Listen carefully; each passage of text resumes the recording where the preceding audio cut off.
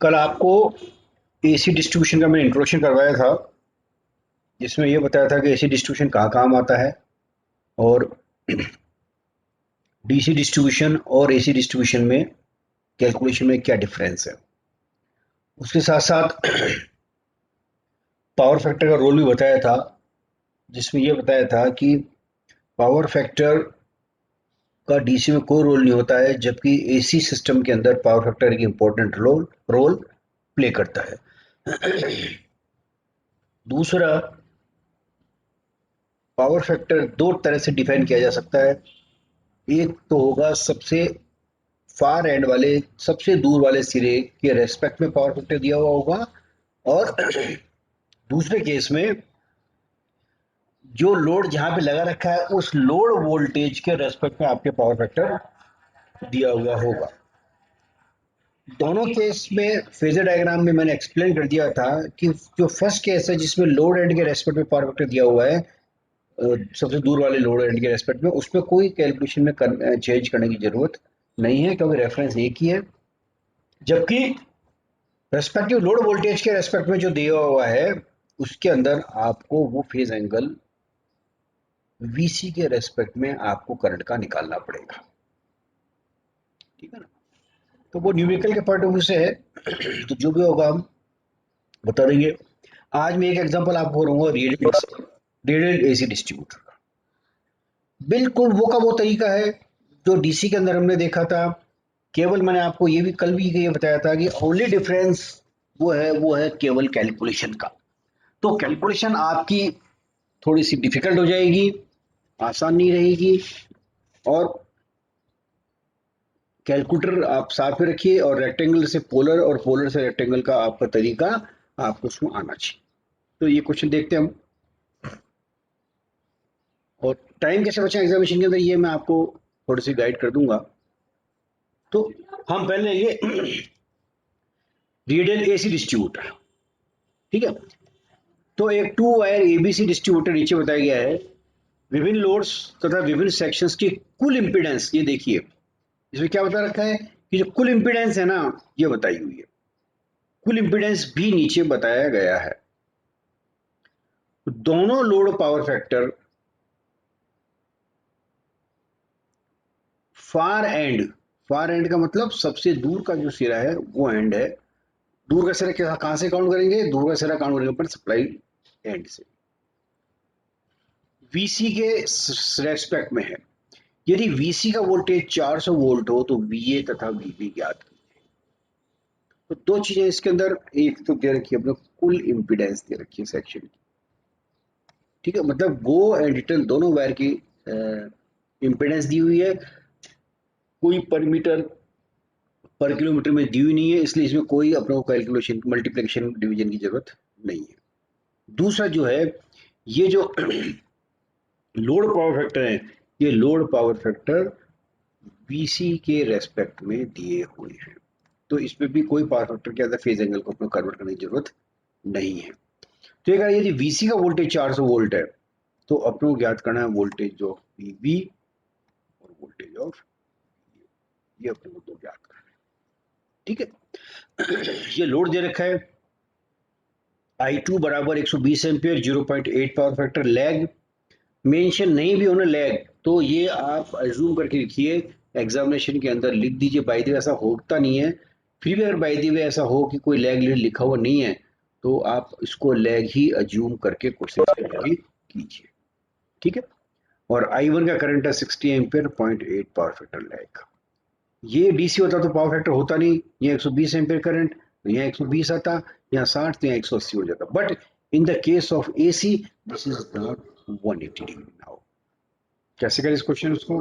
तरीका बिल्कुल वो का वो है जैसे मैंने आपको पहले बताया था।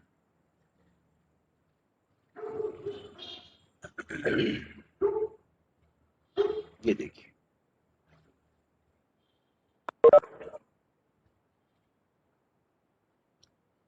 Late V C the reference factor. Let की जरूरत ही नहीं है, इसमें क्या रखा है इसने, V C is the reference factor. ठीक है। तो वीसी का एंगल कितना हो जाएगा? 0 हो जाएगा। ये ध्यान रखिए VC का एंगल हो जाएगा 0 because this is reference factor दिया हुआ है, इसको हमने रेफरेंस ले लिया 400 वोल्ट एंगल 0। ठीक है। I2 बराबर 120 एम्पियर 0.8 पावर फैक्टर, इसको फेजर में लिख दिया पोलर में 120 एंगल माइनस 36.87 और उसको कन्वर्ट कर दिया रेक्टेंगुलर में, पोलर से रेक्टेंगुलर वाले फार्मूले से, तो ये आ जाएगा 96.J72। ये 36.87 कहाँ से आया? ये जो पावर फैक्टर दे रखा है कॉस इनवर्स निकाल लीजिए आप, 0.8 दे रखा है ना, इसका कॉस इनवर्स निकाल लीजिए कैलकुलेटर से, तो 36.87 आ जाएगा। माइनस साइन क्यों लिया है? Because this is the lagging power factor. ठीक है। ऐसे 60 एम्पियर 0.8 पावर फैक्टर लैग, तो 60 एंगल इसका भी 0.8 ही दे रखा है फॉर्चुनेटली, तो एंगल वही आएगा -36.87। इसको जोड़ लीजिए, इसको पोलर से रेक्टेंगल में कन्वर्ट कर दीजिए, ये आएगा 48.J36। तो ये निकाल लिया मैंने, करंट निकाल लिया दोनों, क्योंकि यहाँ पे जो करंट आएगा वो I1 प्लस I2 आएगा, यहाँ पर आएगा, यहाँ तो करंट I2 होगा इस सेक्शन में तो। ठीक है। यहाँ करंट होगा I2 और यहाँ होगा I1 प्लस I1, ये हो जाएगा I। ठीक है।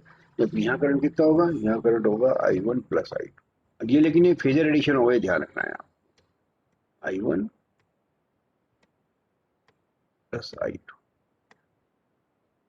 This is a phasor addition. ठीक है।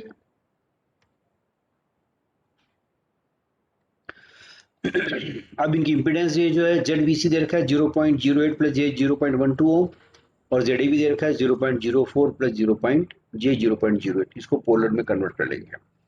ठीक है ना, तो इसको पोलर में कन्वर्ट कर लिया,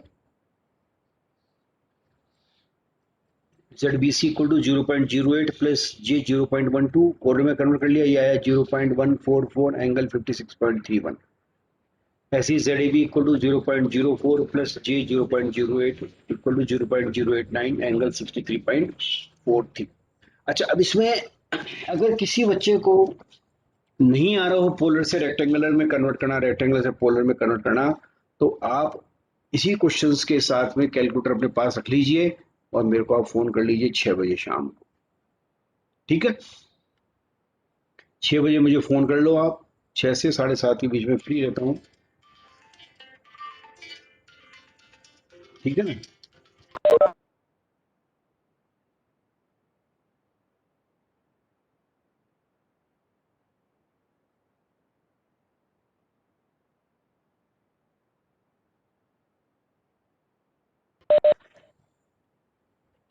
ठीक है, तो आप कैलकुलेटर साथ में लेके बैठोगे तभी मैं बता पाऊंगा आपको, और इसी क्वेश्चन को कर लेना, जिससे क्या है कि आंसर भी आपको पता रहेगा। Okay. So Z B C निकाल लिया अपन ने, अब हमको निकालना BB. What is BB? Hello. हाँ बोलो। Hello sir. हाँ सलमान, क्या कह रहे हो? बीसी में ना ये गलत है सर।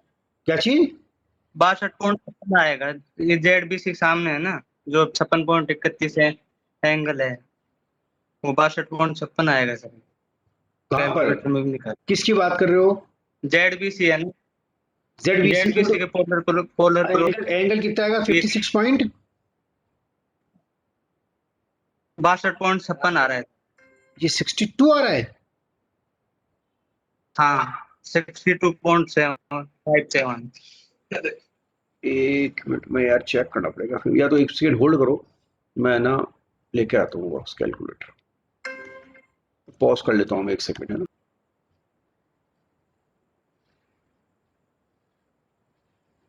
0.08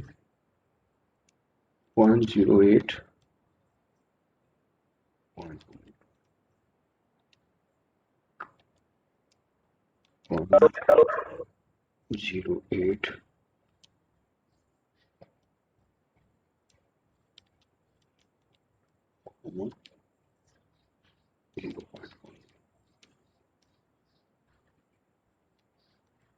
यही आ रहा है एंगल, तो कहां से आ रहे हैं सलमान? Salman, yes sir. ये आ रहा है एंगल 56.31 ही आ रहा है। नहीं सर, ये 62 आ 0.0 रहा है मेरे में। 0.08 प्लस जे 0.12 हाँ, कैसे निकाला? तो पहले पोलर दबाया, हाँ, फिर 0.08 जीरो लगाया, पॉइंट फिर जीरो पॉइंट कॉमा। 0.08 डालो। हाँ, zero point zero one. Zero point नहीं, 0.08 डालो। 0.08 0.08 डालो। सर ये 62.56 ही आ रहा है। तो यार फिर 0.08 डाल। तुमने गलत डाल दिया होगा कुछ। सही है ना ये? अच्छा, थैंक यू सर। ओके, ठीक है ना। ये जेडबीसी निकाल लिया, जेडीबी निकाल लिया। अब वीबी, ये देखिए ऊपर चलते हैं हम। वीबी बराबर क्या होगा? वीबी बराबर होगा वीसी प्लस बीसी में ड्रॉप। ठीक है, ये वीबी होएगा। तो व्हाट इज और वी, मैं डायग्राम पर लिख देता हूँ।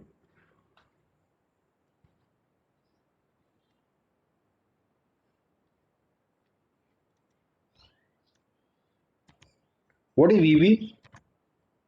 वीबी equal to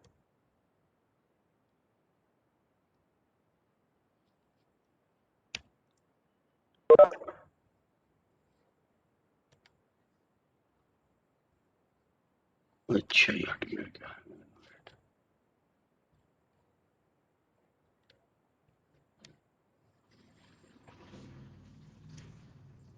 VB equal to VC plus drop in, और ये क्या, VC plus drop in BC. ठीक है, ये VB equal to VC plus drop in BC. और यहाँ क्या हो जाएगा? VA equal to VB plus drop in AB. ठीक है, तो VB equal to VC plus drop in BC. BC में ड्रॉप क्या होगा? Z BC into I two. ठीक है, ये निकाल लीजिए इसको। ये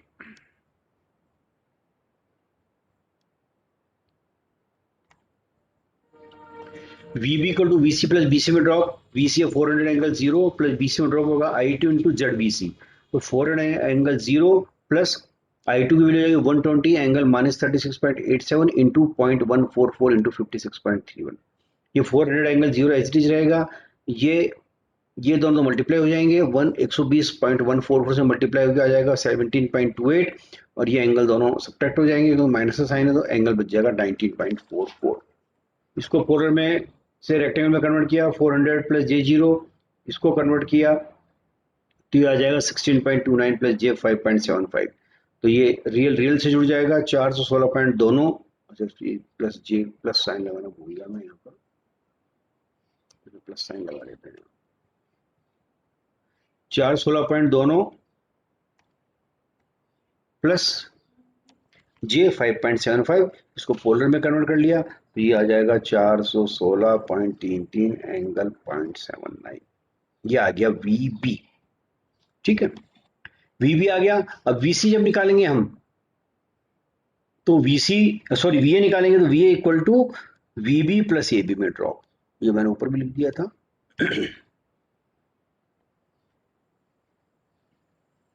now VA equal to VB plus AB में ड्रॉप, वेयर पहले आई ए बी निकालेंगे।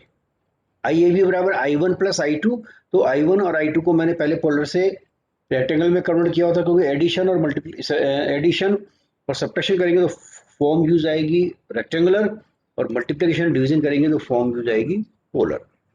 तो this is 96 points, J 96 minus J 72 I one plus I two 48 minus J 36। इन दोनों को ऐड कर लिया, रियल रियल के साथ जुड़ गया, ये इसके साथ जुड़ गया तो 144, 72 36 के साथ जुड़ गया तो दोनों माइनस में, तो 108 माइनस के साथ इसको पोलर में कन्वर्ट कर दिया तो ये आ गया 180 angle minus 36.87। So now V A equal to V B plus I A B into Z A B. V B अपन ने निकाल रखा है पहले से रेक्टेंगुलर में, कितना है 416 पॉइंट दोनों प्लस J5.75, दिस इज और VB। और IAB इंटू ZAB वो निकाल लेते हैं अपन।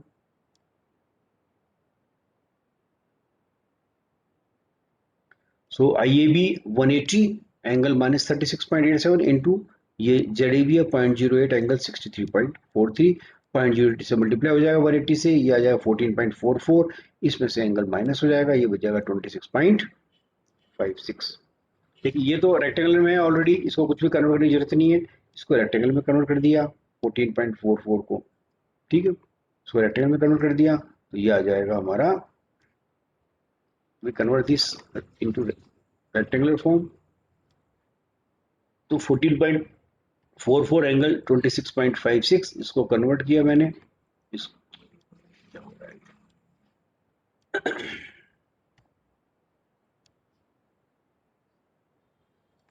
इसको कन्वर्ट किया मैंने तो ये आ जाएगा 12.88 प्लस J6.44, ये रियल के साथ जुड़ जाएगा और ये इमेजिनरी के साथ जुड़ जाएगा। साइन अगर प्लस है तो दोनों जुड़ जाएंगे, माइनस है तो घट जाएंगे, ये इसके साथ जुड़ जाएगा।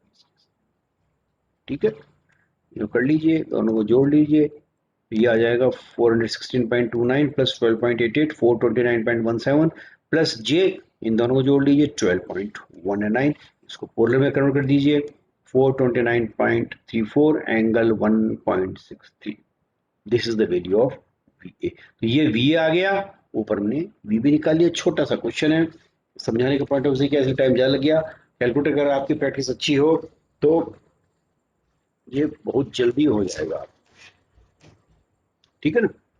आगे समझ में आइए भाई।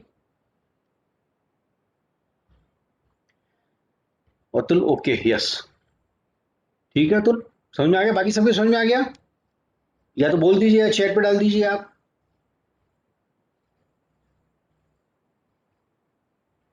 समझ में आ गया सबके क्वेश्चन? ओके ठीक है सर, ओके। अब मैं आपको ट्यूटोरियल दे देता हूँ, ऐसा कंटिन्यू, जैसे पिछली बार भी लोगों ने कहा कि स्टूडेंट्स आप लोगों ने कहा कि सर ट्यूटोरियल हाथों हाथ दे दिया करो, जिससे क्या है कि उसी को हम देख के और प्रिपेयर कर लें। तो ये ट्यूटोरियल है, ट्यूटोरियल नंबर 7, 4 क्वेश्चन दिए तो मैंने, 3 होंगे। What do mean by AC distribution and what are the difference between DC and AC distribution. इसमें आपको वो जो मैंने कल जो करवाया था उसको एज इट इज लिखना है, आप समझ के लिख लीजिए 2-3 पेज विद फेजर डायग्राम, दोनों का फेजर डायग्राम भी बनाएंगे आप ट्यूटोरियल के अंदर ठीक है। फिर मैंने एक एग्जांपल आपको करवाया था कल करवाया था क्या एग्जांपल?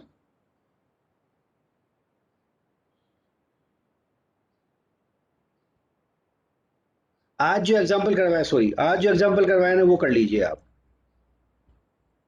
ठीक है।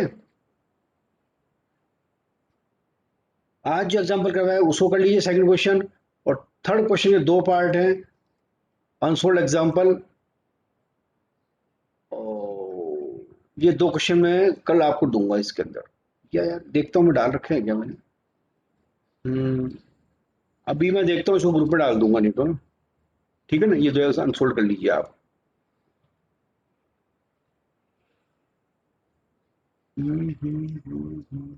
ठीक है,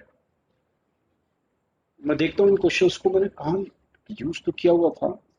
चलो आप पहला दूसरा तो कर लीजिए, जो आज करवाया है वो कर लीजिए, और जो कल करवाया था छोटा क्वेश्चन वो कर लीजिए आप। 2 क्वेश्चन तो कर लीजिए, थर्ड क्वेश्चन में देखता हूँ मेरे कहाँ रह गया, ये आंसर्स तो मैंने इसमें लिख दिए बट क्वेश्चन कहाँ है इसके, ठीक है ना। और उस ट्यूटोरियल के अंदर कितना दे रखे हैं क्वेश्चन, मैंने अनसोल्ड और दिए थे ना मैंने कल,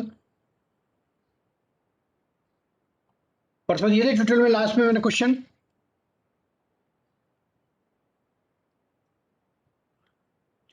आवाज आ रही है मेरी? यस शुभम? सर। तो परसों ट्यूटोरियल में दिए थे, परसों मैंने ट्यूटोरियल में दिए थे ना क्वेश्चन, उसमें कुछ अनसोल्ड भी 2-3 डीसी की यस बात, सर। डीसी की बात कर रहा हूं मैं, ठीक है यस ना। सर। हाँ ठीक है, तो वो तो कंप्लीट हो गया। और इसके ये जो 2 क्वेश्चन तो आप कर लीजिए पहले, थर्ड क्वेश्चन में देखता हूं मैंने बनाया था क्वेश्चन कहां चले गया वो। ठीक है ना, इसमें कुछ समझ में आया क्या और पूछना है किसी को कुछ?